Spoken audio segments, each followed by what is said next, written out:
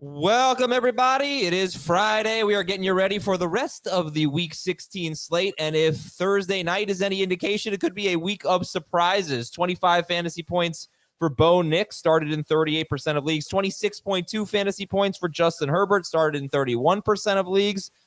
Gus Edwards with 2 touchdowns. Audric Estime scoring. It was kind of a weird night, but we welcome you to Fantasy Football Today, presented by BetMGM, the sportsbook born in Vegas. It is backup running back week. It is also blue sweatshirt day. Hello, Dave Richard, in your blue sweatshirt like me. No. It's more of a windbreaker than a sweatshirt, but it's Smurf week, I guess. Smurf week. There you go. Yes, our studs could come up small like a Smurf. Cortland Sutton came up small, and Quentin Johnson isn't a stud. Stone Smart, you might have started him. He was teeny and tiny like Papa Smurf himself. Yes, and we'll talk later about backup running back Smurf and which ones we like this week. What's up, Jamie? Good morning. Oh man, I miss Bad Mood Jamie from last Friday. I really that was. Weren't you playing against Gus Edwards in some of your leagues, Jamie?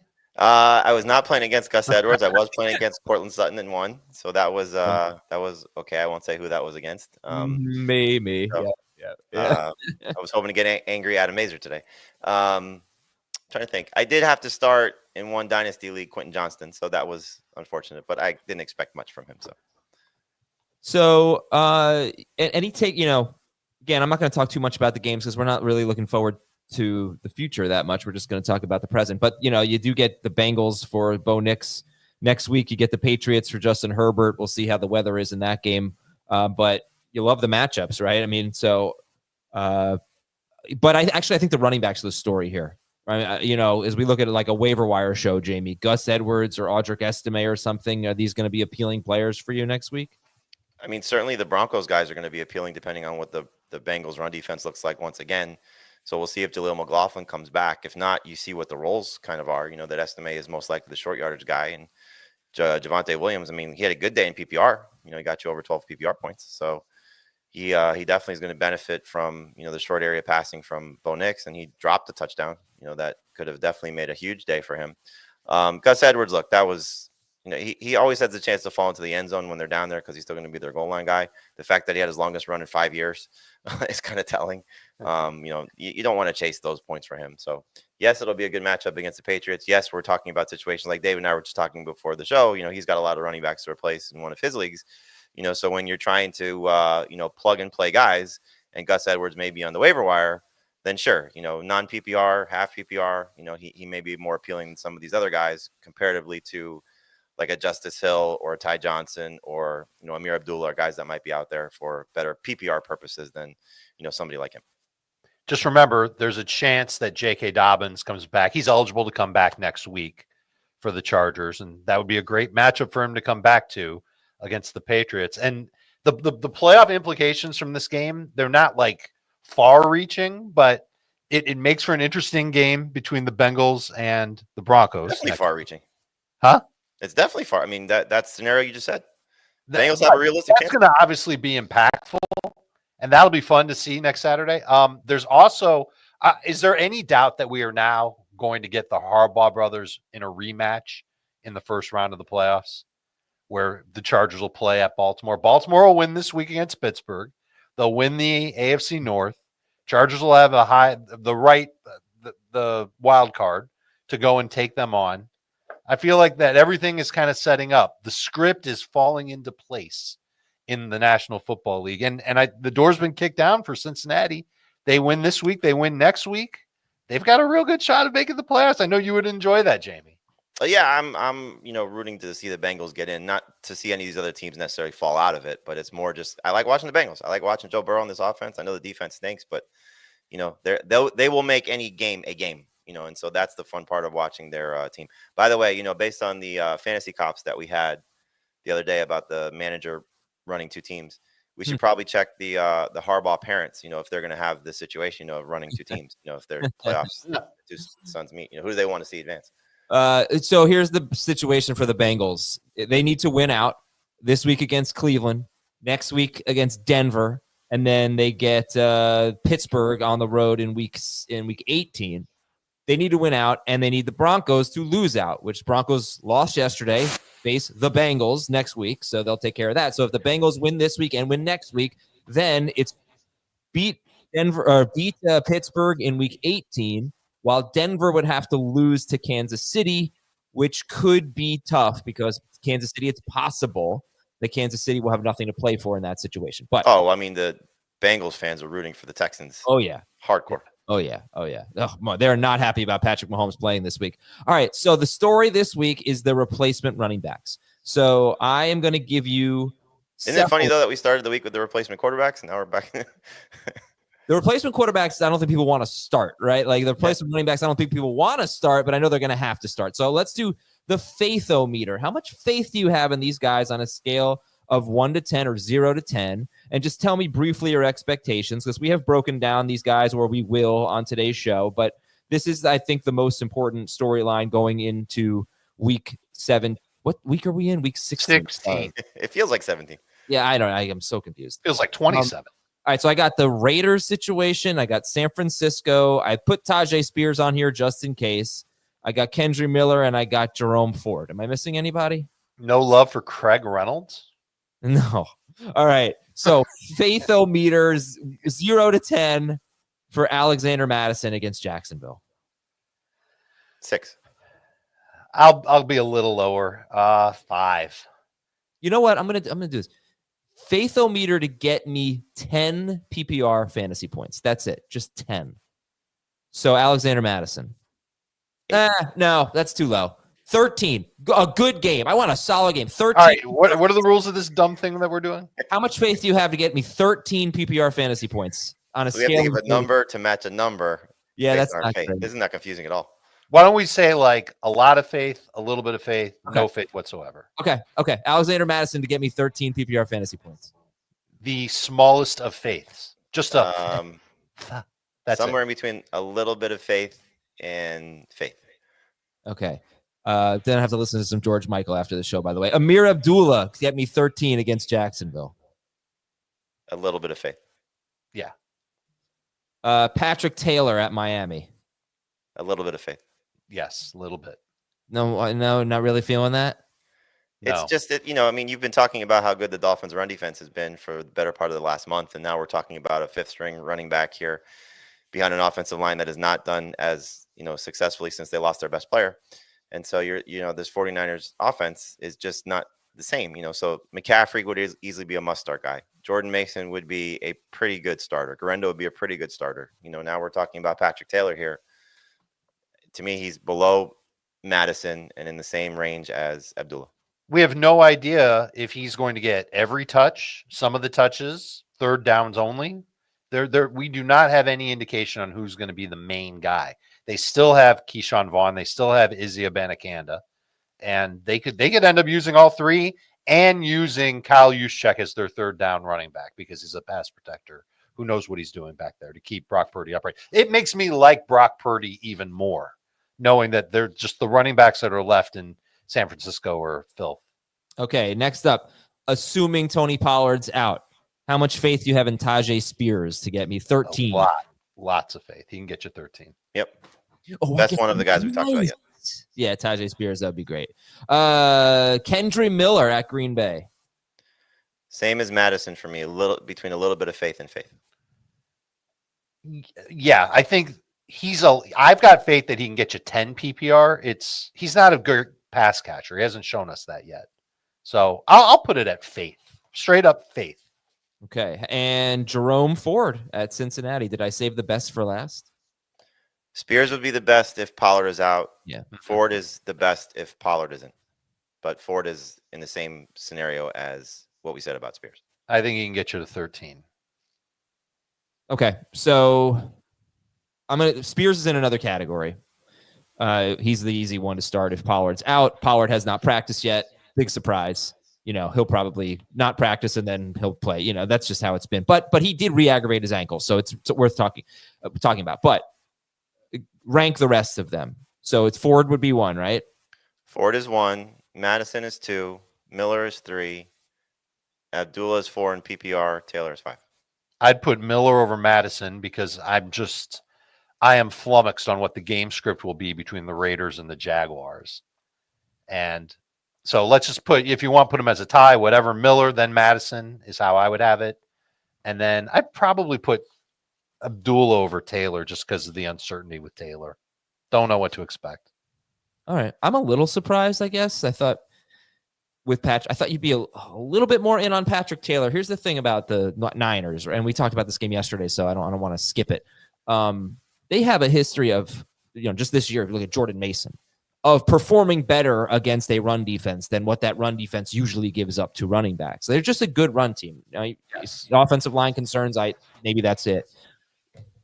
We have no faith in a fifth string running back, but we had basically total faith in a fourth string running back and a third string running back. I guess it just sounds like you're not convinced about the workload. That seems to be the biggest. There's a lot of uncertainty, and again, I think it's when we're talking about what you need, so you lose a Montgomery, a Kamara, a Garendo, maybe Pollard, so you're in desperation mode, and you have to think first, okay, who's going to get work? Then who's going to get work in good matchups? Then who's going to get passing down work or goal line work? So you got to sort of peel the layers of the onion here and see what makes sense. And so with Madison and with Ford, you've seen it. You saw Ford in the first 5.5 games of the season and almost all of last year.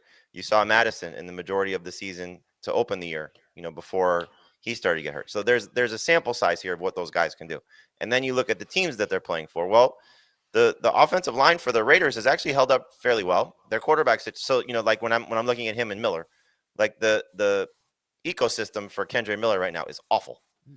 Receiving core is decimated. Backup quarterback or third string quarterback, depending on how you want to view Rattler. On the road against a really good Green Bay team. Like, this just feels awful for everything. It's why the Packers are my number one DST. I think they're going to hammer this team. So I don't want to trust Kendre Miller. Meanwhile, Madison is playing the Jaguars at home. Like, again, with his quarterback back, or at least one of his quarterbacks back. So that feels safer to me than Kendre Miller's situation.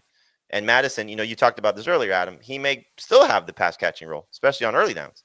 So we don't know how they're going to use him in tandem with Abdullah. No, he's not going to have the third down role. Or the hurry up offense role. But he'll still make catch passes on first and second. Yeah. And so there's a path to success for him. There's a path to success for Jerome Ford. There's a little bit of a path to success for Miller and maybe even Taylor. So it's all a guessing game. That's why we're at the spot that we are. So again, for me, I sort of look at it. Okay, who checks off these benchmarks? And Ford feels like the best. If his quarterback situation was better, I'd love him. But it's not, and so that's the scary part. But otherwise, matchup's great. He's been productive, time and time again. So can he be super productive? Can he be 13 plus points? That's the question. Are we talking about that game today? Which one? Packers? No, the Jerome Ford's game. No, yesterday. Okay. I don't think it's necessarily a bad thing that DTR's the quarterback, because he'll run a little bit and that could help Ford's efficiency. And DTR is a terrible downfield thrower. And so if he's willing to check down, this is going to be one of his check down guys. So that's part of the reason why I thought Ford for 13 PPR points could definitely happen. Could catch 3 passes, 4 passes. Now we're only asking him to total 90 yards on top of that. He should get a lot of work. And I think Kendre Miller, listen, I heard what Nick Underhill and Mike Triplett had to say about Kendre Miller. They expect him. Those are like the best beat reporters for the Saints that are out there. They expect him to handle the majority of the work for the Saints. And they called it a Kendre showcase. And Green Bay's run defense has gotten better. There's no doubt about it. I like the offensive line for New Orleans better than Las Vegas. And I think Kendre Miller has a chance to get maybe a few more touches than Alexander Madison. I think the argument for Madison is if the Raiders have control of the game, and obviously the matchup is better, I can't fight that, then Madison should be better. I think it's going to be close between those two. Kendre Miller dominated snaps in the fourth quarter when Kamara played 100% of the running back touches as well. Yeah, but he only had 1 target, so we just don't know if they'll throw to him, but he was running the routes. Okay. By the way, Jerome Ford had 11 catches in 3 games with Dorian Thompson-Robinson last season. All right, that would be your faithometer. And it's not a Limp Bizkit song, so it's George Michael. Don't call it Limp Bizkit. For the replacement running backs. Sunday is a big day, of course, and you can hang out with us in the morning at 11:30 a.m. Eastern. YouTube.com/fantasyfootball today. We'll see you there. We'll be answering your questions. YouTube.com/fantasyfootball today for our live Q&A. And also 10 a.m. Eastern, the coverage starts on CBS Sports HQ. Jamie will be hanging out with those guys for 3 hours and chatting about fantasy football. Not the entire time, but CBS Sports HQ on the CBS Sports app beginning at 10. Please vote for us at sportspodcastgroup.com. Click vote now. Best fantasy betting and gaming category. Vote for fantasy football today. Again, it's sportspodcastgroup.com. We really appreciate it. Be a nice little holiday gift for us if you wouldn't mind just voting for us. It does not take long. News and notes. Looking good for Geno Smith. It is going to be Spencer Rattler if Derek Carr can't start. They haven't ruled out Carr or Kamara, but it seems very unlikely that either one will start. Wasn't there a report earlier this week that Carr may not return this season? Yes. But they haven't confirmed that. He hasn't actually been placed on IR, but I would be shocked if he takes another snap. Drew Lock starting. I think I mentioned that one yesterday for the Giants. Aiden O'Connell practiced in full, and Patrick Mahomes is going to start. Running back news. All right. Zach Charbonnet was limited in practice with the oblique injury. Ken Walker practiced in full. Would you start any of the replacement running backs over Ken Walker? No. I currently have Ford ahead of Walker and Kendra Miller too, but I don't think it's going to stick. I think I'll end up moving Kenneth Walker up before Saturday. The fact that it could just flip, Charbonnet could be out and Walker right back in. Yeah. That would change. And then you have, maybe a superstar here in Ken Walker again. Tough matchup, obviously, but still that would be the best case scenario for any Ken Walker manager. Could be. It should end up being a top 20 running back this week, Walker. Yeah, he's been bad though, and then Charbonnet was limited, so I think right now you have to assume he'll play. Garendo likely out. I don't think officially out, but likely out this week. Same with Kamara. Breece Hall again not on the injury report. David Montgomery could return in the postseason. Tony Pollard missed practice again, and Tyrone Tracy was limited again with an ankle injury. We'll talk about him later. T. Higgins, come on. He's playing Sunday. There was a report he's playing Sunday. Yeah. Really? Yeah. Oh, I looked. I didn't see anything. All right. He didn't practice yesterday. I'll get it for you. This was something that spurred an idea for a segment on our show, Adam. I think you should tell everybody about it. Yeah, I said to Dave, oh, guess who called me today and said, screw you, and hung up. And he said, what? Someone did that? I'm like, yeah, T. Higgins. He knew I had him on 3 of my 5 teams. And then Dave, what was the idea for your segment? The segment is called Ding Dong Screw You. Yeah. Where a player comes to your front door, rings the bell, you open the door, he yells, screw you, and he runs away. And that's a guy that gives you nothing in fantasy for the week. Yeah. You're worried about T. Higgins giving you a ding dong screw you. This is from Ben Baby, who covers the Bengals for ESPN. Even though T. Higgins wasn't at practice during the open portion of practice for the media, he did side work today, expected to practice tomorrow, meaning today, and should be on track for Sunday versus the Browns. Whew, okay. George Pickens is out. A.J. Brown was limited. Jalen Waddle missed practice again. Rashad Bateman questionable with a foot injury, and Nelson Aguilar is in the concussion protocol. Dave Richard, does that make you more excited about Zay Flowers? It does. It should mean that targets are going to be a little bit more concentrated toward him, but it also could mean more targets for Mark Andrews. It's still a tough matchup overall for the Ravens against the Steelers. TJ Watt is going to play. So, and we know that these tend to be low-scoring games. So you got to kind of downgrade expectations overall. But, yeah, if those guys aren't out there for the Ravens, I certainly – and Deontay Johnson's not playing. What are we expecting? A lot of targets for Tylan Wallace. Who could end up being a factor is Isaiah Likely. Maybe he's somebody we should have on our radar for a desperation tight end play. Chris Olave could return. Unlikely this week, probably maybe next week where they would play Las Vegas. But Chris Olave is 63% rostered. And still don't know if Cedric Tillman's going to play this week. That's probably why Carr's not going on air. He wants to play against the Raiders. Oh, yeah, maybe. David Njoku missed practice again. Zach Ertz was limited, though, and Cade Otton has a knee injury. I think he's going to play, but he's got a little bit of a knee issue. On the offensive line, I think we're going to look to see if Tristan Wirfs plays this week. He's missed 2 practices to start the week. That's Tampa Bay's left tackle. And I'm going to skip the rest. We'll just get to the games in a minute here. Although TJ Watt is going to play. Baltimore getting some good news, some bad news. TJ Watt's going to play. Dante Jackson and Ogunjobi, I think, are questionable, but Watt is the most important piece for them, and he'll play at Baltimore. All right. If you haven't signed up for BetMGM yet, use the bonus code FANTASY. You're going to get up to a $1,500 first bet offer on your first wager with BetMGM. Here's how it works. Download the BetMGM app and sign up using the bonus code FANTASY. Deposit at least $10 and place your first wager on any game, and you'll receive up to $1,500 in bonus bets if your bet loses. Just make sure that you use the bonus code FANTASY when you sign up. And make sure you stick around. One question for each game coming up when we come back.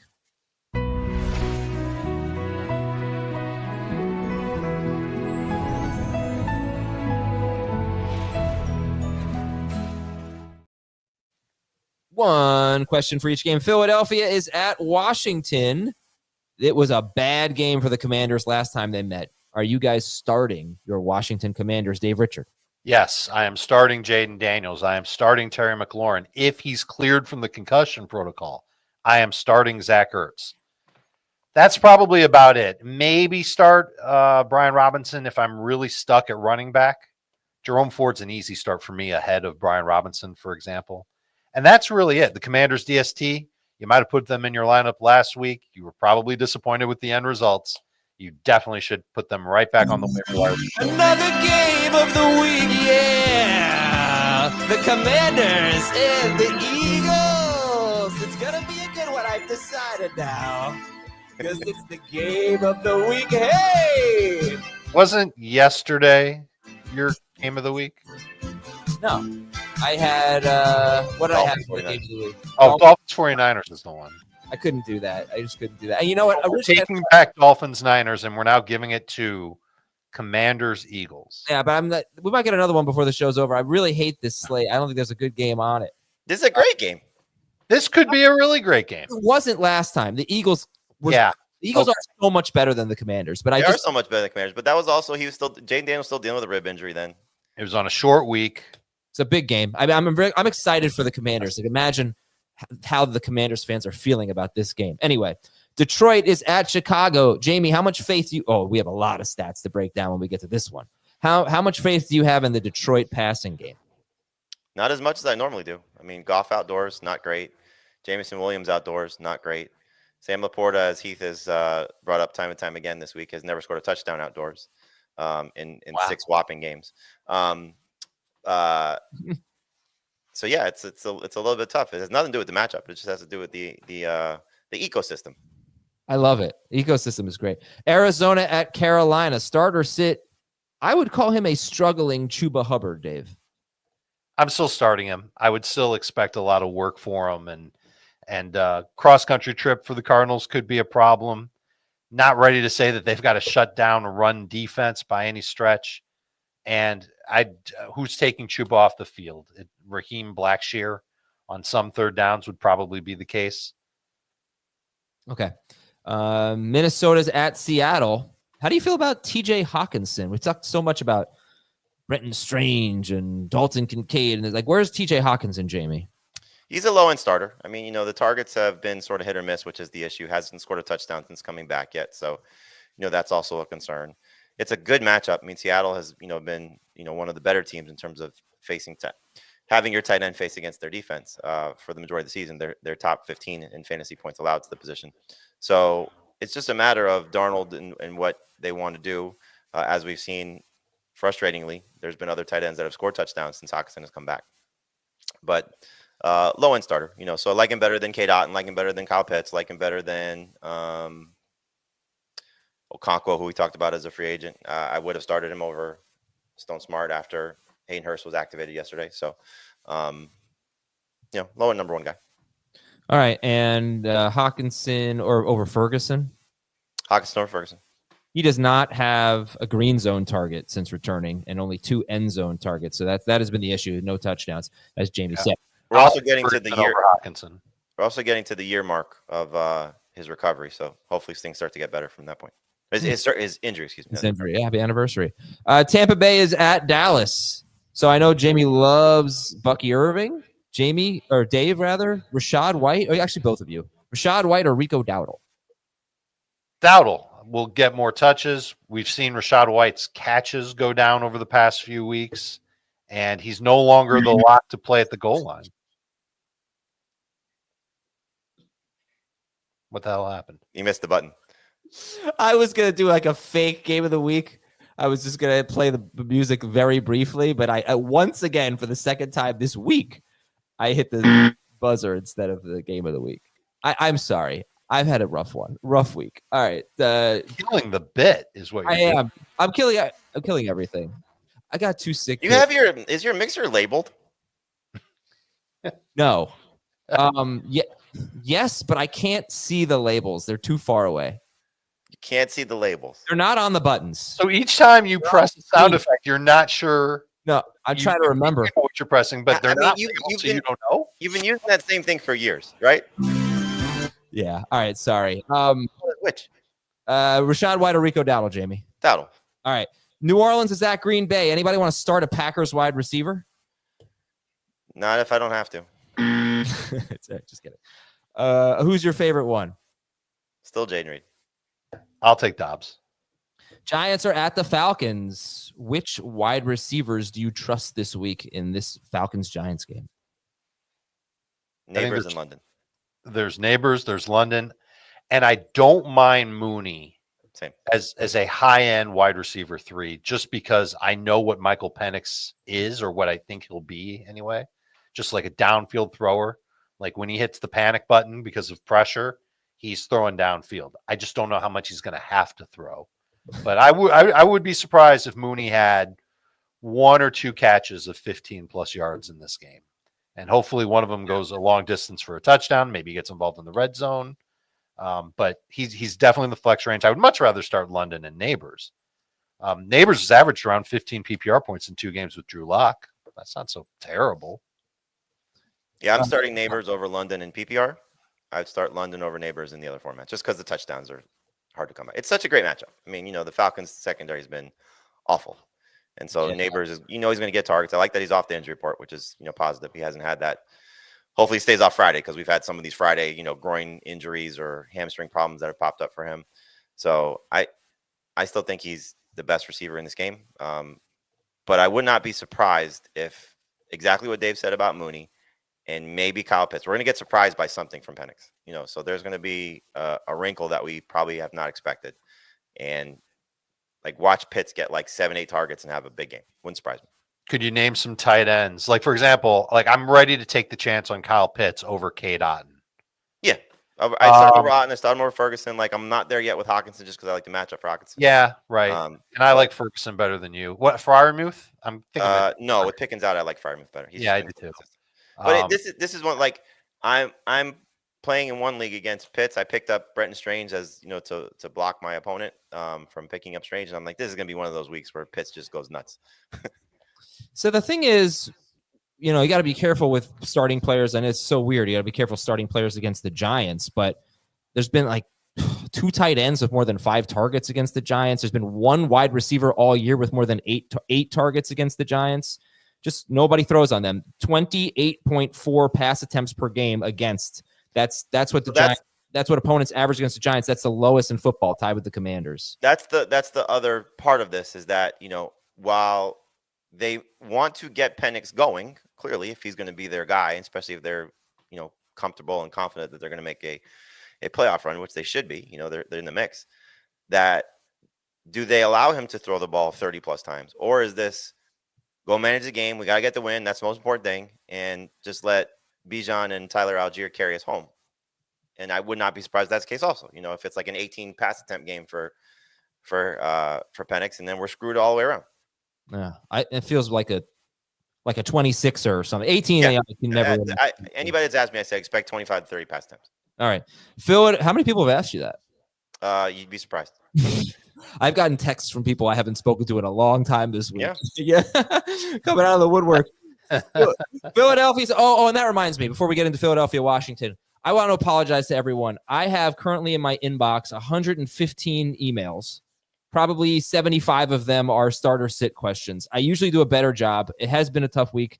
I think I mentioned briefly, I have 2 sick kids. One of them has a stomach bug. So it has been a crazy week here, and I just haven't been able to answer nearly as many questions as I'd like to. Good news is we have a mailbag coming up at 11:30 a.m. Eastern today, 11:15.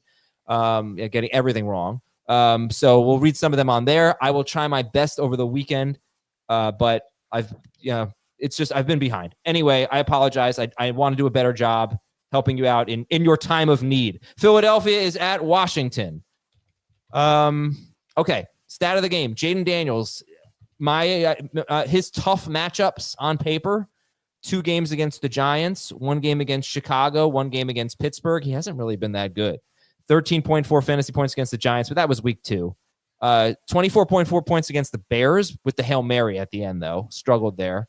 That was the first game with the rib injury, though. Right. Yeah, I mean, we always assign his woes to the rib injury, but maybe he just wasn't playing well. 24 points at the Giants. That was good. And then 8.6 points against Pittsburgh.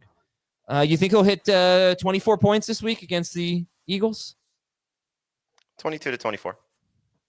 I'll say he gets to 24. I like how he's been rushing a lot more in the last 3 games, and I think that's part of what helps him get into the flow of a game. It's just getting on the ground, using his legs. He's got at least 7 carries in 4 straight games, but he's got at least, it's like 6 or more fantasy points based on his rushing alone in those past 3 games. And Philadelphia will be ready for it and all that stuff, but it's still a wrinkle that it's tough to defend, especially with somebody as fast as he is and as good of a thrower as he is. And the fact that he's already seen this Eagles team once before and he wasn't healthy for it then. Like, I think that there's a lot to be made about Jaden Daniels being legitimately one of the better throwers in this league already. Okay. Not one of the best, but one of the better ones. And I don't see him laying an egg against Philadelphia. I really don't. All right. And I forgot the other tough matchup was, of course, Philadelphia. He scored 15.4 fantasy points in 6-point per passing touchdown leagues. 7 carries, 18 yards. Again, he was not himself because part of his game is running, and that seemed to be taken away from him in part because of the rib injury. Okay. The Eagles are, just to give them credit, I think like 9 games in a row, no team scored more than 23 points. That includes the Ravens, the Commanders, like some really good teams that they've shut down. They've been great. All right, so you guys like Jaden Daniels. Somebody asked Jaden Daniels or Kyler Murray. Daniels. Jaden Daniels or Baker Mayfield. Baker. I'd go Baker. All right.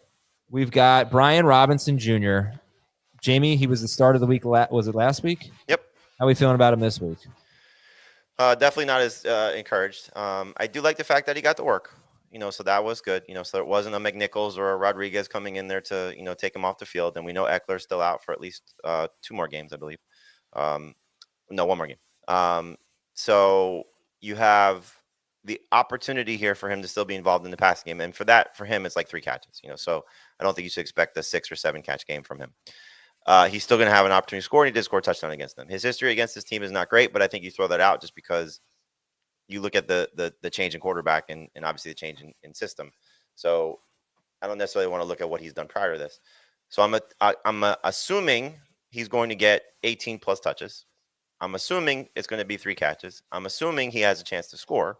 Now, all those things did not happen the score did not happen last week. So if he had a touchdown, he would have had a 17 plus point game. He's a lower number 2 running back. I don't think I agree with Dave. Jerome Ford's in a better spot this week. But I'm not starting any of the other replacement options, save for Tyjae Spears, unless Tony Pollard's out. So starting him over Kendrick Miller, starting him over Alexander Madison, starting him over Patrick Taylor, like not getting cute with those guys. I just, lower expectations for Brian Robinson. He's just one of those guys that will get enough work that should get to that 11, 12 PPR point range, so low end number 2 guy. And just to speak to how tough this matchup is, 3.7 yards per carry to running backs in their past 5 games. Philadelphia's allowed 5 running backs all year have had 14 or more PPR points against Philadelphia. It should be noted that Brian Robinson and Austin Eckler were 2 of those 5 running backs, but that was in week 11. It was a short week. That definitely favors running backs. Look at what happened on Thursday for an example of that. And Jaden Daniels wasn't Jaden Daniels. And so they leaned on those running backs just a little bit more. It was 8 catches for Eckler in that game. Let me read some questions here. Brian Robinson Jr. or Rashad White, half PPR? Robinson. Agreed. Okay. And But I don't think it's too far off to consider White just because of how he's been lately. He can get you double-digit PPR points. I mean, he keeps catching touchdowns. That's not the easiest thing to replicate, but it keeps happening for Rashad White.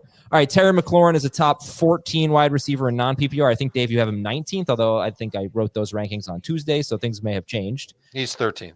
13th. Okay, so Terry McLaurin, again, his worst game of the year by far was at Philadelphia. 2 points. 2 points on 2 targets, but you guys are starting him. Someone asked in the chat, McLaurin or Kupp? Cup. I've got McLaurin 2 spots ahead of Kupp. Sit 1, McLaurin, Bucky Irving, or Drake London. Who are you sitting? London. Okay. And start Zach Ertz if he plays? He's a borderline starter. Yeah, he would fit into that group of. He'd probably in PPR. I think he'd be ahead of Kincaid, Kraft, Freiermuth, Ferguson, Hawkinson, Henry. He'd be ahead of those guys. Top 10 tight end if he's. Remember, revenge game for him. He had a touchdown against them. One of the crazy catches of the season. His touchdown catch. So I would low end start. We had one more Commanders question here from the chat. Daniels or Darnold? Daniels for me. I believe I have Darnold 1 spot below Daniels. Okay. Start Hurts. Start Barkley. Start Brown. Jamie, start or sit Devontae Smith? Start. I mean, the targets have been there the last 2 weeks. He's coming off a huge game, scored a touchdown in back-to-back games. So, again, we have the situation that we like. One of the big 3 in the passing game is missing. And so no Dallas Goedert. He steps up. So you just wonder if the same game plan is in place, to go out there and throw the ball all over the place like we saw last week. I can't imagine that they go skew too far the other direction and it's all a Saquon Barkley game. So you get a mix. And I think, just looking at what Devontae Smith has done, he's not a top 20 wide receiver for me, but he's in that group of, wide receiver 20 through wide receiver 27, 28. I think he's a very safe number 2 receiver. If you're expecting a high-scoring game, Devontae Smith should be a top 20 wide receiver. But when's the last time we had great games from everybody in Philadelphia where Hurts goes off, Barkley goes off, Brown goes off, Smith goes off? I mean, we came close to it last week. I think the question is relevant. The question is not relevant to starting these guys because you just have to start. You're hoping that you hit it with Smith. No. But you've got it right. He's a low-end number 2 wide receiver. It's very relevant for Smith. I mean, it's not relevant for the other guys. But look, when he's rolling, though, I mean, you're starting. Most people start him regardless. He's not really rolling. Last week, you said the targets were there 2 straight weeks. He had 12 last week. He had 6 the week before. It's just a matter of Jalen. That's a good target share for what the situation was. It's a good target share, but when they're throwing 21 times a game, he's not going to get that many targets. He and A.J. Brown can be disappointing. If they throw 31, which I think they did last week, then, oh my gosh, yeah, of course I'd start Devontae Smith. I just don't know what they're going to do. They basically they ding-dong screw you to the media last week because the media was questioning if they can pass the ball. They said, hey, guess what? We can pass the ball. If they go back to running the ball and being the most run-heavy team and the least pass-heavy team in football, then I think Smith might let you down. But I think you have to take the chance, right? I mean, that's the thing. You have to take the chance. But that's the point. You don't have him ranked in the top 15 or anything. No, that's what I'm saying. He's in that, questionable range. Yeah. So, with the Bears guys, the top 2 Bears guys of DJ Moore and Keenan Allen, with Khalil Shakir, with Zay Flowers, there's a handful of guys that are really good that we can't unfortunately rank all of them in the top 24. And he's just one of those guys. I think he's, like I said, to me, he's a number 2 receiver. 2 of the top 2 games out of 10 this year where all of Barkley, Brown, and Devontae Smith have had at least 14 PPR points each. And they were in weeks 1 and 2. So I feel like someone's going to get left holding the bag here. Well, they also haven't played many games together, though, the 3 of them. Well, they've played 10. And this is one of those games where Goddard's out. There hasn't been that many games where Goddard's out and those 3 have played. I think it's like 4, 5. And none of the 5 have all 3 gone off. So I think you just have to theorize that you're hoping that Devontae Smith has a couple of big catches. Oh, some chat questions. Khalil Shakir or Devontae Smith, PPR? It's so tough for me on this one. I'd lean Shakir, but they're close. Right, but I think the upside for Devontae is better than the upside for Shakir. Yeah, the last 2 weeks has been pretty good for Shakir. It's been good. I don't know how much throwing are they going to do in this game. JSN or Smith? Jason. I've got JSN higher. And any interest in Grant Calcaterra, real quick? Desperation at best. And you like the Eagles DST? Low end starter. I would start the Bengals over them. I would start the Falcons over them. I'd start the Falcons over them. All right, Detroit's at Chicago. Let's do this game. Yeah, I'm excited for this one because I have no idea what it's going to be like. Just no idea. I have 4 reasons to start Jared Goff, and I have 4 reasons to sit Jared Goff. Here we go. Reasons to start Jared Goff. He has scored 28 or more points in 3 of his last 5 games. He has 8 That's good. Yeah, that's good. He has 8 touchdown passes in his last 2 games. That's good. The Frogurt is also cursed. That's bad. David Montgomery is out. I don't know if that's good, but I don't know if that's necessarily good. Chicago had allowed 20 to 26 fantasy points to a quarterback in 4 straight games before last week when Sam Darnold struck. And they should have allowed 20 to Sam Darnold. Remember, Justin Jefferson dropped a pass right in front of the end zone. I remember. All right, It changed a lot for both of us, my man. Reasons to sit Jared Goff. In 3 games in 2023 without David Montgomery, Detroit had a 51.6%, 80.6%, and 46.9% pass rate. So very low in 2 of 3 games, very high in a 38-6 loss at Baltimore. That's number 1. Number 2, no quarterback has had a huge game against the Bears this year. Number 3, Jared Goff outdoors in December with Detroit. 1 great game at Carolina. I don't even know if it was cold. And 4 terrible games. It was under 50 degrees. All right, it probably wasn't in the 20s. And reason number 4 to sit Jared Goff. Jared Goff, when Detroit gives up 20 or fewer points, 9 games, 2 huge games at Dallas and Jacksonville, and 21.5 points or fewer in the other 7 games, including 4 of 9 games when the Lions haven't given up more than 20 points with 14 or fewer fantasy points for Goff. So what wins? The reasons to start him or the reasons to sit him? I want to give you one more reason to sit him. Yes, hit me. Goff has notched north of 21 fantasy points once in 7 meetings against Chicago since he's gone to Detroit, and it was at Ford Field. And he's also played 18 career games outdoors when it's been 50 degrees or colder. He's been north of 20 fantasy points 3 times. Ooh. That includes 1 of 8 with Detroit, with that 1 game being the Carolina game that you mentioned earlier.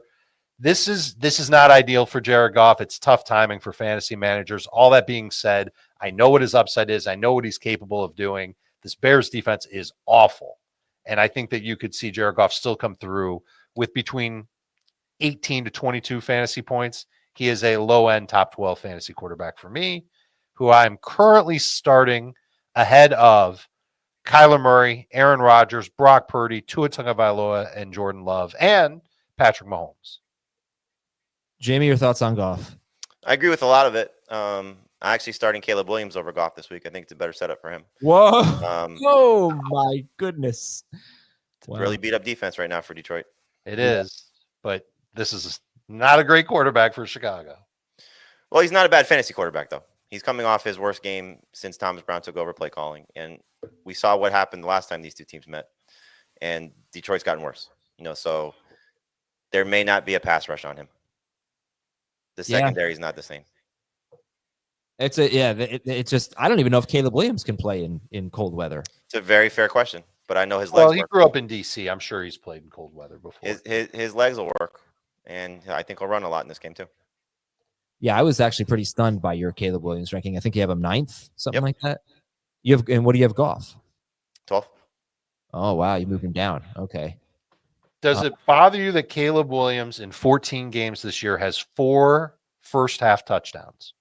Yeah, of course. But that's the whole point, right? I mean, that's what kind of helps him is he's throwing so much in the second half. He's Bortlesing to a degree. Yeah, I guess that's what you're counting. Badly the last 2 weeks, hasn't he, though? 13 second-half touchdowns, and that's been the thing, is that he hasn't been coming through in the second half in the last couple of weeks. I believe he's getting his left tackle back. That's helped him out a little bit. And listen, there's no doubting that this is a troubling spot for the Lions defensively, but I think we'd be saying that against almost anybody. Maybe not the Giants. Sorry, Adam. But this is a defense that's not going to be it's going to play with the same type of effort, but I don't know if the achievement will be the same. The other thing I'll mention is that last week when the Bears found themselves in a competitive game, DeAndre Swift had 20 touches, and he actually wasn't bad. And I wonder if that could be repeatable. I think this matchup's good for him too, because Aleem McNeil is out on that D-line. Alex Anzalone is not coming back at linebacker. This is a good matchup for Swift too. I've got Swift as a number 2 running back this week. Sorry.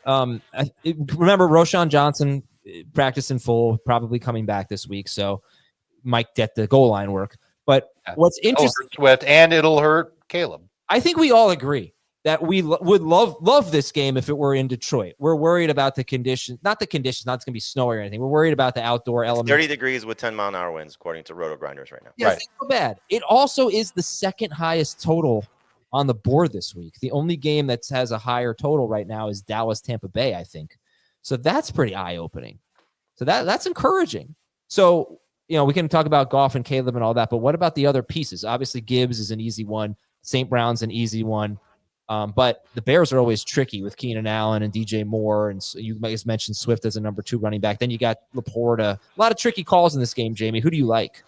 I mean, it's a very tricky situation, because what we've seen from the Bears receivers has been them doing well from a target perspective, from a production standpoint. Certainly Keenan Allen, 3 of his last 4 over 20 PPR points.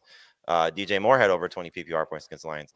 They've played 3 games in very good environments, with their schedule. They're three straight games on the road. So they're coming back home. So we haven't seen this outdoors in bad weather, so to Dave's point, or your point, Adam, can he play in bad weather too? We have to see how that goes, how they'll handle the cold. Keenan Allen, cold weather, not bad weather, right? Just cold, right? Cold, not bad. So it'll be somewhat impactful. My concern for Keenan Allen coming into the season was these type of games because he's a California guy that's never left the state, college and pro. He's the North Carolina guy who went to California for college and pro. Yeah, but I'm saying like his entire playing career, college and pro, was in the state of California. So and in an indoor stadium in California. So we'll see how at least the latter half of it. So we'll see how things go for him. I'm not worried. I'm starting him. I'm starting DJ Moore, number 2 receivers. They've been so productive and getting so many opportunities.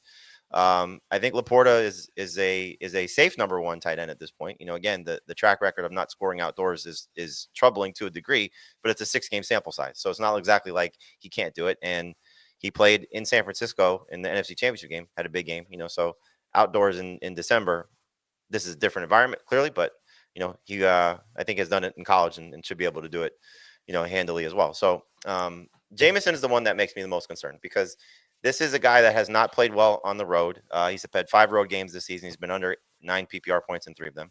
Last time he was at Chicago, different player clearly, but he had 2 targets, no catches, 1 carry for 4 yards. So he's the one. The one thing the Bears have done a fairly decent job of, and you could say, okay, Jefferson dropped a touchdown, is they don't give up a lot of big plays down the field. So I think that's one thing where Jameson is going to have to keep up the targets. And you saw like what he did last week, where targets were there for him, but a lot of stuff underneath. If they tackle him, he'll be fine. If he breaks one, on a busted play, I think he's going to have a big day. But for me, he's a borderline number 3 receiver at best. There's one other thing. Like we're all starting Jahmyr Gibbs, and we've got him ranked as like a top 3 running back. He told Kay Adams this week that he hates playing in the cold. Didn't want to get drafted to a cold weather team.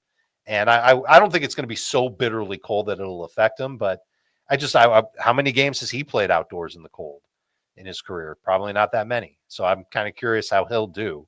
But I think he'll get fed. And that's obviously why fantasy managers are going to start him. Yeah, all right. So Keenan Allen and DJ Moore. And honestly, I like Allen better. You like Allen better? Okay. I like 20 plus in 3 of his past 4 games. He leads Chicago in total targets since Shane Waldron's been fired. He had 2 touchdowns against Detroit on Thanksgiving for whatever that's worth. Maybe he scores only once this time, but I like him a little bit better. His ADOT is actually better than DJ Moore's since the Waldron firing. Oh yeah. I mean, DJ Moore's kind of a joke, right? What they're doing with him, it drives me crazy. Yeah, me too. And he's basically like his yards are awful, except for a couple of big games that he's had, but they're giving him so many touches though. Yeah, I know. He's got to stay floor. All right, you know what? It sounds like break a short catch for a big play. That's basically how he can have a real good fantasy day. And against a team that's beat up defensively, that's possible. All right. It sounds like we like this game. We like this game. We like the pieces in this game. Would you start DeAndre Swift or Brian Robinson Jr.? I'll take Swift. Would you start DeAndre Swift or Keenan Allen, DJ Moore? Allen, Moore, Swift, and PPR. Both receivers well ahead of Swift. Yeah. What about in PPR? You might be able to talk me into Swift over DJ Moore. Okay. And then the Caleb Williams debate, obviously, Jamie, much higher. If we have any questions in the chat, we can read them, but this seems like a game where we want people in our lineups. All right, we're going to take a break. Not Cole Kmet. Not Cole Kmet. We're going to take a break. What did he do? Oh, he had 5.6 points at Detroit 3 weeks ago. And when we come back, Arizona at Carolina. He had 5.6 points against Detroit, and he's had 2.4 in the 2 games since. Oh, actually, here's a question. Swift or Hubbard? Hubbard. Chuba. Swift or Pollard? Pollard, if he plays. Pollard, excuse me. Goff or Darnold? Sam. Darnold. Caleb or Richardson? Caleb. That's close. I have no faith in Anthony Richardson. Goff or Richardson? Goff. Richardson definitely a 4-point. Goff slightly ahead of Richardson 6. Okay. We'll be right back with Arizona at Carolina after this. The clock never stops. Relive the greatest moments with uninterrupted highlights and more. It's Gareth Bale. Ronaldo. Wonderful goal. On the UEFA Champions League channel. Streaming free. Jamie, tell me why I should be confident in Kyler Murray after his 10-point dud against New England last week. Everybody's got him ranked as a top 10 quarterback. You shouldn't be confident in him. I mean, being honest, there's no reason to be confident. It's a good matchup. Look, he had a bad game 2 games ago, still got you over 20 fantasy points. He's got to start running again to help us. I don't know if that's what they want in the offense, but he's got to help out. If he's going to help us, it's going to be with his legs. You've seen this Panthers defense now, struggle time and time again. And Cooper Rush, for example, just threw 3 touchdowns against them. So there's an opportunity here for Kyler Murray to still make plays throwing the ball. So confident? No. Matchup? Yes. Potential? Absolutely. So depending on who you have, I'm not going out to get Caleb Williams to start him over Kyler Murray. I don't care what rankings say for anybody. I'm not going to bench him for somebody that's similar situation. I'm not going to bench him for Anthony Richardson, even though he may have a better game based on a great matchup against the Titans. I'm not going to bench him for Cooper Rush or Aiden O'Connell or any of these guys. We talked about this on Sunday. You said, can you replace him? You want to make a case for Aaron Rodgers? I don't love it, so you can go that route. But to me, Kyler Murray has an opportunity here to play well. Dave, who's the best wide receiver in this game? I think the one I feel safest about in full PPR is Thielen. And that's it. Marvin Harrison's been a letdown. And Trey McBride's basically been acting as the number 1 receiver for Kyler Murray. And now Kyler's promising that he's going to get Trey McBride into the end zone. So I don't see why we should have any confidence in Marvin Harrison. I'm starting Brenton Strange over Marvin Harrison in my other dynasty league this week in a flex spot. I can give you a reason to start Marvin Harrison. First of all, he's had a number of good games, right? It's not like he's never good. Usually when he scores, his fantasy production is wonderful. In fact, I think every time. And every time he hasn't scored, his fantasy production's been dreadful. He has 6 end zone targets in his last 3 games. He was terrible last week. He was shadowed by Christian Gonzalez. He was bad the week before that. Seattle's not bad against wide receivers. This is a great matchup. I mean, number 1 receivers really destroy Carolina. And then on the other end, we talk about Adam Thielen. Arizona's bad against slot receivers. So these 2 guys, I think, both have a chance to bounce back nicely.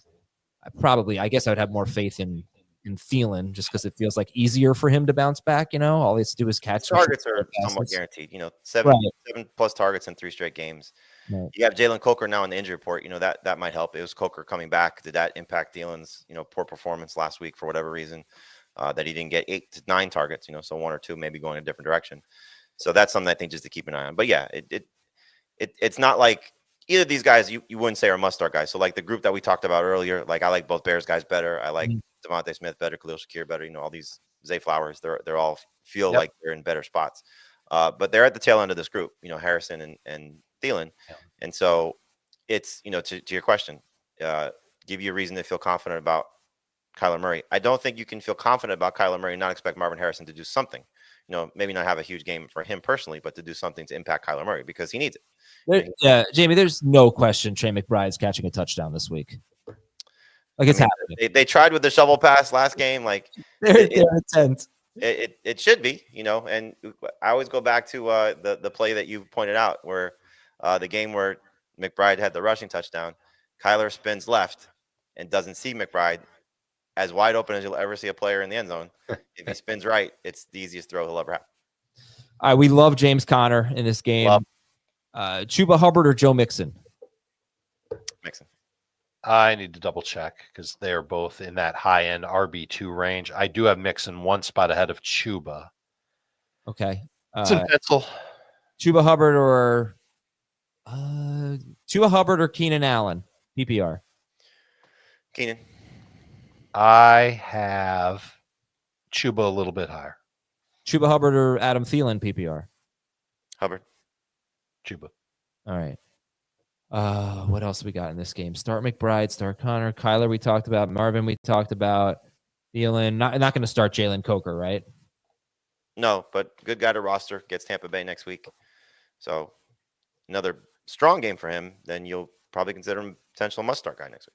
A rare playoff wide receiver stash candidate. Cardinals DST, or I know you like the Packers better. How about you like the Falcons better, right? Yep. Yes. Vikings DST or Cardinals? Vikings. All right. Cardinals are fine, but there are other options as well. They're 10th. They're a top 10, but they're 10.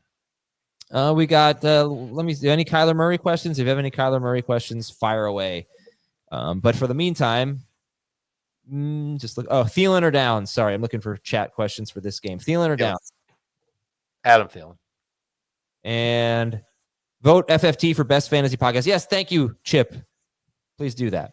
All right. And funny name, by the way. Great question. Yeah, not Chip, his full name, if you couldn't see it. Minnesota at Seattle.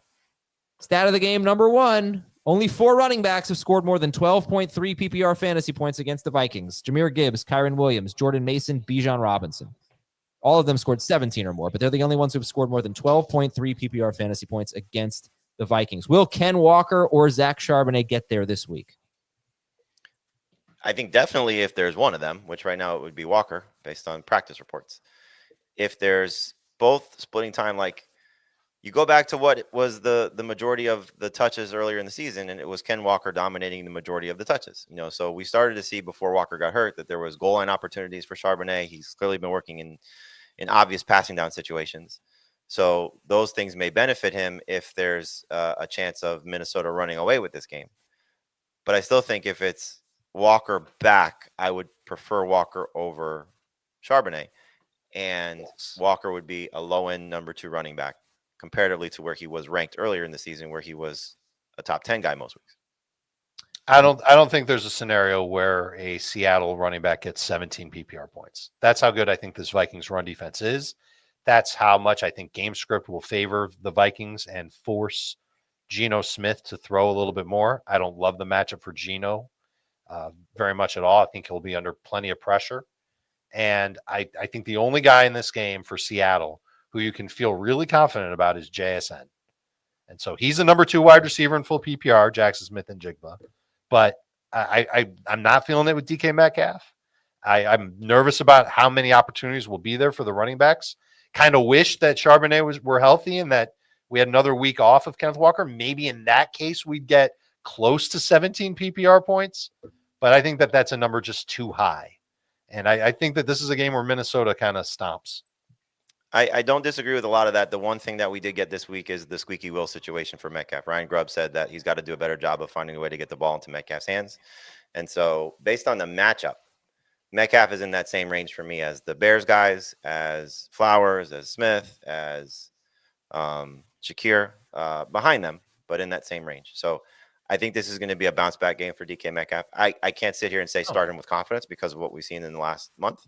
But based on the fact that he seems a little bit healthier, the fact that Geno's going to play, and the fact that they are aware that he has not gotten his touches, we're going to see him get fed a little bit for better or worse. So I don't think that's at the detriment of JSN. I do think this could be a back and forth game. And one thing to keep in mind with Ken Walker, Adam, we've talked about this at times. Remember when he came back in week 4 Lions against the Lions? We thought, oh man, this is going to be bad. Lions run defense is great. No, he crushed him. He crushed He's been great in tough matchups, actually. Yeah. So hopefully that's the case too. What's kind of interesting, what's I think hurting Walker is he hasn't been running well, and the line stinks. But also, they aren't throwing that much anymore. They used to throw so much, and they used to throw a lot to him.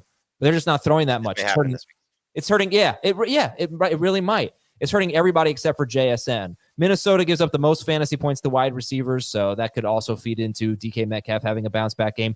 Part of it also was they got rid of was Connor Williams, right? Their center. He retired. Okay, he left. I know their center got hurt last week, but that was kind of it almost coincided with when Walker went down and Charbonnet took over, and the running game looked a lot better. Okay, so all right, so Minnesota's easy. You guys, in case anyone's asking, the rankings for Dave and Jamie have Jaden Daniels, then Sam Darnold, then Kyler Murray. I think goes back to back for Jamie. There's a couple other guys in that mix for Dave, but just relevant quarterbacks we've talked about today. Daniels, then Darnold, then Kyler, and then Goff behind them. Yeah. Yes. Okay. Not behind Kyler for me. Not behind Kyler for you. Okay. We've got Jefferson is an easy start. Aaron Jones is an easy start, right? Yep. And Jordan Addison and JSN. I mean, we have 3 top 20 receivers in this game with Jefferson and those 2 guys. We do. Yep. All right, excellent. So Hawkinson, someone asked Hawkinson or Kincaid. Who would you go with there? Kincaid. Same.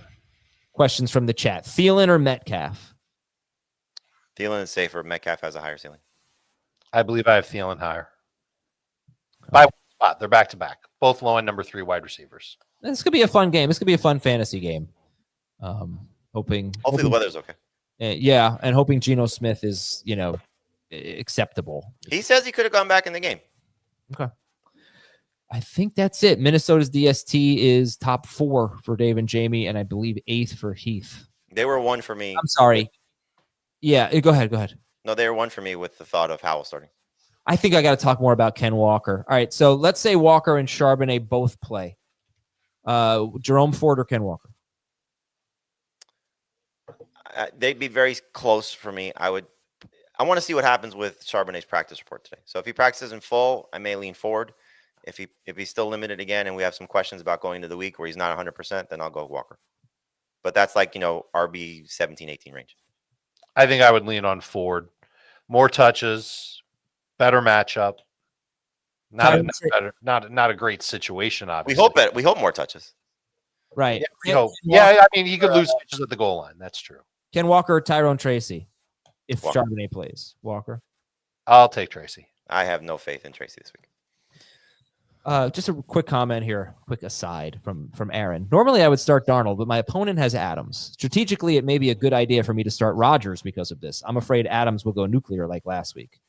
Do you guys subscribe to this theory of starting the quarterback that, the quarterback of your opponent's receiver to cancel them out?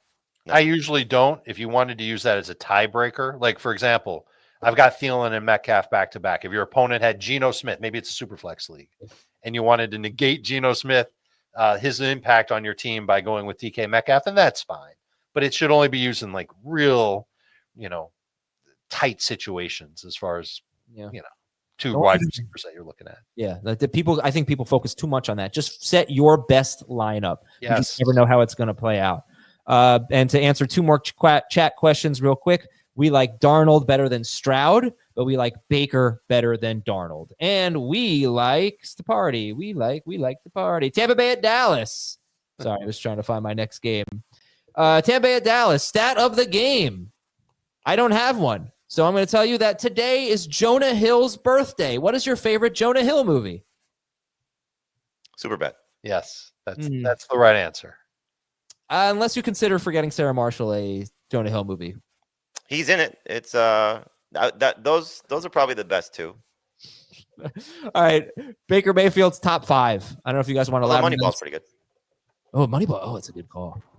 I can't really sit here and argue against Baker Mayfield, especially when they're every quarterback. Oh, somebody just said Wolf of Wall Street. That's a good call too.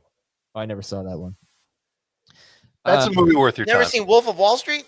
Worth my time. I don't have 6 hours. That movie. You watch a billion TV No, shows. watch Tell Wolf us of Wall about Street. Baker Mayfield's still not throwing a lot.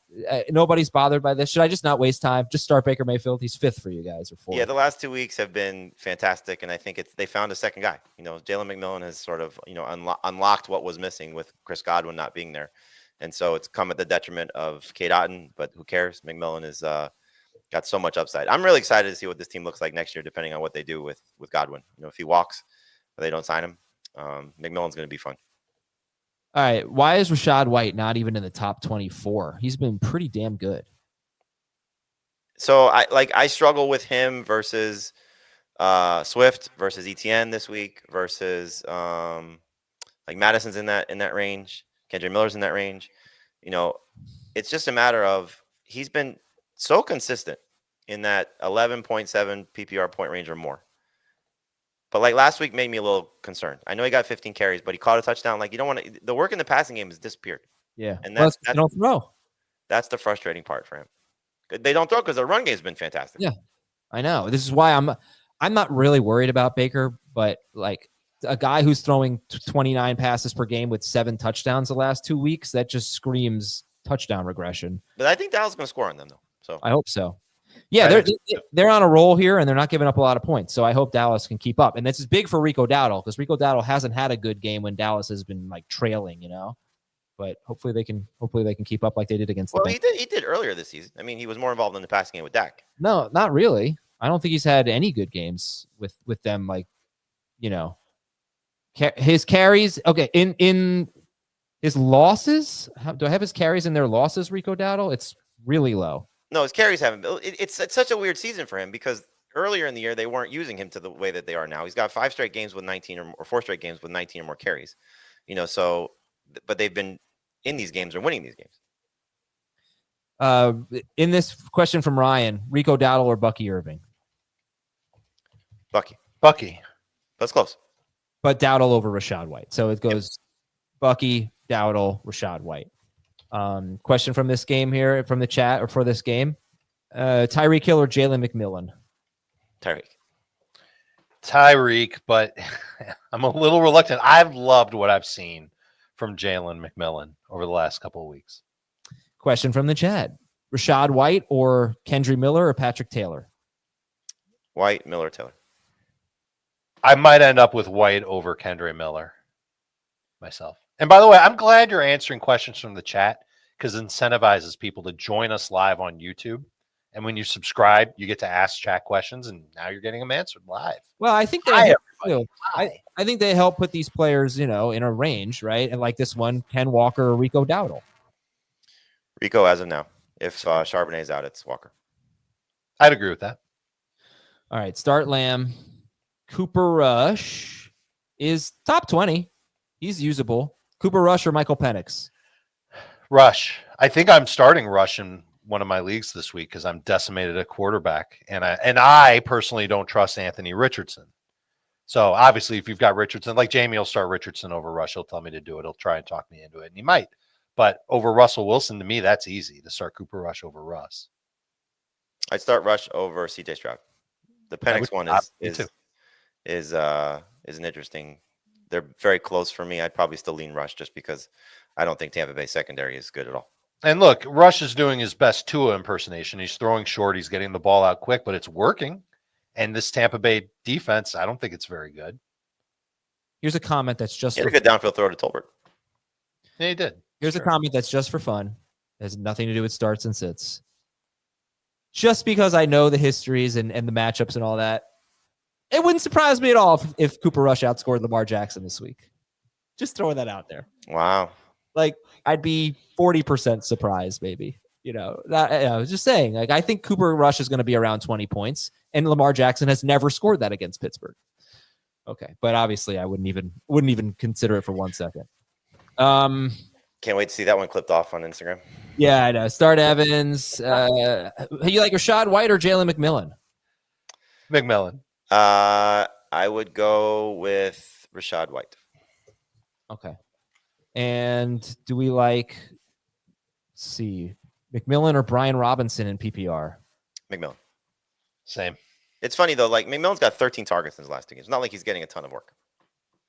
I know. And for what it's worth, I mentioned it on the waiver wire show. The Cowboys pretty much never give up fantasy points to a number 2 receiver. They always get crushed by 1. And their defense has really not been that bad since Parsons came back. And you've got a left tackle who hasn't been practicing in Tristan Wirfs for Tampa Bay. Just some things to consider here. Like they had the Bengals at 20 points in the fourth quarter until they screwed up that punt block. And I think they lost 27-20 or something like that. Mm-hmm. So a little shout out to the Cowboys. They've been hanging in there.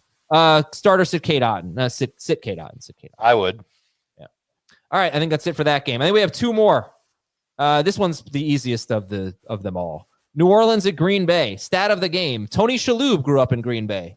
And I love him. I just love Tony Shalhoub. He has 9 siblings, according to Wikipedia.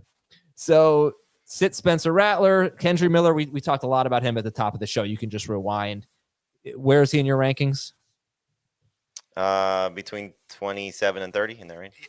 He's a little bit higher for me, but not a top 24 running back. Okay. And no interest in MVS, I assume? No, this is very close to a start them all, sit them all. Yeah, I think the only tough actually, I shouldn't say that. You can't start all the Packers receivers. Yeah. This is very close to it. Maybe start them all and sit them all. This is very close to a start them all if all is Josh Jacobs and the Packers DST. Sit them all if that all is everybody else in this game. Isn't that funny that we expect so much from the Packers, right? But like they only have one, other than their DST, they only have one layup, and it's Jacobs. Yeah, like so. Where's Jordan Love for you guys? Right around 15th. If they wanted him to throw, he would tear up this defense. Yeah, I think so. Like this could easily be a 202 game. So Anthony Richardson or Jordan Love? I like Richardson's upside better. I'll take Love.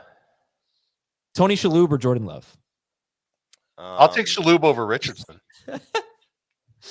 Okay. I think Monk over Love. Oh, Monk. But Love over Wings.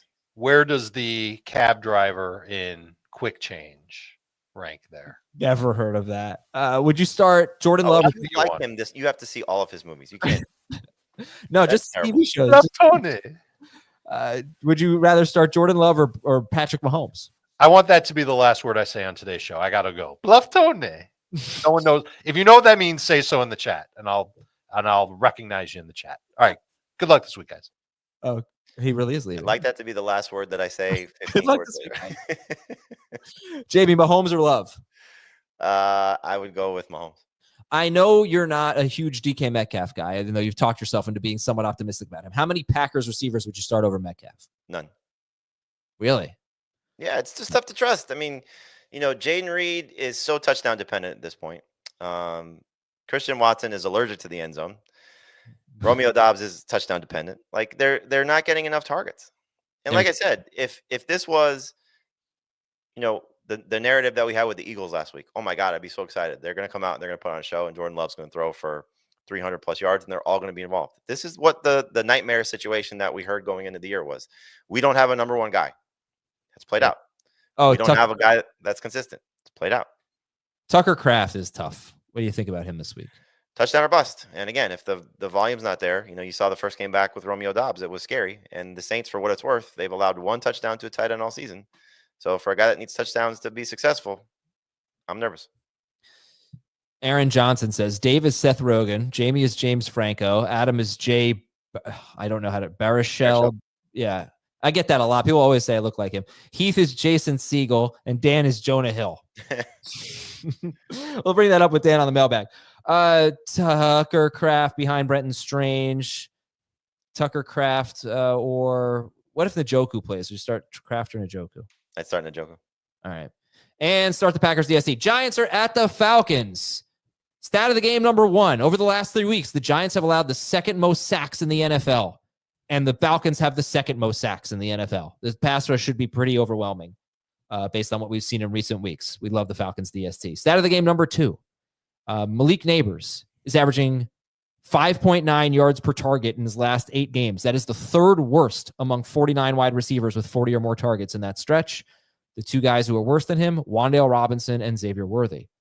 And I guess you probably don't care about that stat. You're going to start him. But how about stat of the game number 3? Do you care about this? The Giants have not allowed a second wide receiver to score more than 12.2 PPR fantasy points this year. You think Mooney gets there? Mooney is very risky. He is very risky. There's upside here because of a quarterback that will probably be a little more successful throwing downfield, or at least take some more chances throwing downfield for him to break one or multiple big plays. There's also the chance that he has 4 targets and gets 40 yards receiving. So he is now become a boom bust number 3 wide receiver for me. When I've watched some Darnell Mooney tape, I've noticed that Cousins he has missed him for big plays too many times this year. Yep. And I think Penix can certainly be better for Mooney.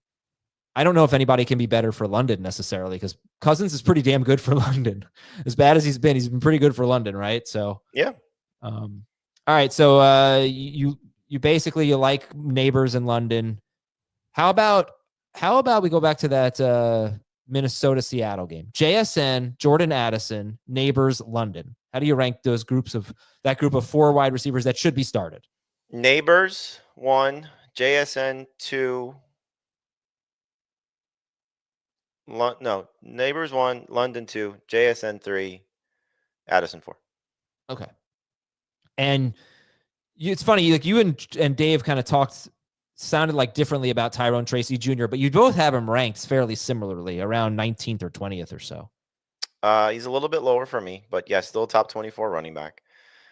I don't like that he's hurt. I don't like the fact that this Falcons run defense doesn't give up a lot of fantasy points to running backs. I don't like the fact that Devin Singletary's role has grown over the last couple of weeks. And so I'm just concerned. Like, he should have an opportunity passing game here. But last week was bad. Last week was very bad. We knew it was going to be bad. It was Baltimore. Right, but Baltimore has been forgiving for pass-catching running backs, and that wasn't something that he did. Now, granted, you could say DeVito to Boyle, and who knows how much that changed things. I think for me, he's behind Jerome Ford, and he's in that group of guys that I have a lot of questions about. Brian Robinson have questions about. Rashad White have questions about. Travis Etienne questions about. Upside and downside for all these guys. So there's potential here for Tracy to still get, hopefully 14 to 16 total touches. I don't think he's going to be a 20-touch guy, because I don't think they're going to be playing with the lead. No. And then does he get goal line opportunities, because Singletary's taking those away? So I probably have him ranked maybe a couple spots too high, to be honest with you. I don't really think this game is going to be a blowout, though. I don't know how people are feeling about it, but it's an 8.5 point spread. That's big. I don't know that the Falcons are good enough for that. I mean, they kind of struggled with the Raiders last week and their backup quarterback. But I think that's the reason why they changed quarterbacks, is because they did not get the production offensively that they were hoping for. And this is one of those games where Bijan could go crazy. We could see a defensive score, some shots down the field. Like, this game could get out of hand quickly, but it could also be low scoring too. I mean, look, the Giants, they played the Saints with Derek Carr, very close. Yeah, they did. All right, so that's pretty much. I mean, all right. You know what, chat, take it away. Give me some Drake London questions, some Darnell Mooney questions. Here we go. Darnell Mooney or McMillan? McMillan. Keep it coming, people. I'll just ask this: Darnell Mooney or Kendry Miller? Mooney and PPR. And Cardinals or Texans? Cardinals with Mahomes playing. Yeah, Bijan should have a big game. I don't mind Tyler Algier as a desperation flex. Yeah, should brought him up. Yeah, London or Bucky Irving? Bucky. Michael Penix or Jordan Love? Love. Neighbors or Garrett Wilson? Neighbors. Mooney or Jalen Waddle? Jalen Waddle's probably not going to play. Mooney or McLaurin? McLaurin. McLaurin or London? London. Neighbors or AJ Brown? Brown. All right. Neighbors is interesting. I mean, he should get 10 targets. That's like, you can bank on that. But again, I just want to point out his touchdown last week was in garbage time against a cornerback that it was almost like a preseason touchdown. Cornerback that's never in the game. Can you open his game log real quick? Sure. League neighbors. Yep. What would you like to know? Has he played indoors this season? No. Dallas. At Dallas. What week? Week 13, Thanksgiving. How do 8 you do? catches, 69 yards on 13 targets. And that was a game where CeeDee Lamb, I think, that was the Sun game, or no, maybe not. No, CeeDee Lamb got hurt in that game. He had 15.3 PPR fantasy. And that was with Drew Lock. It was with Drew Lock. Yeah. Lock is going to look. Yeah, he's going to get the target. He's better in PPR. I just don't know if you can count on him scoring. That's all. Right. All right, folks. Thank you very much. Appreciate it. We've got you covered on Sunday as well. And we'll talk to you tomorrow with the mailbag on Fantasy Football Today.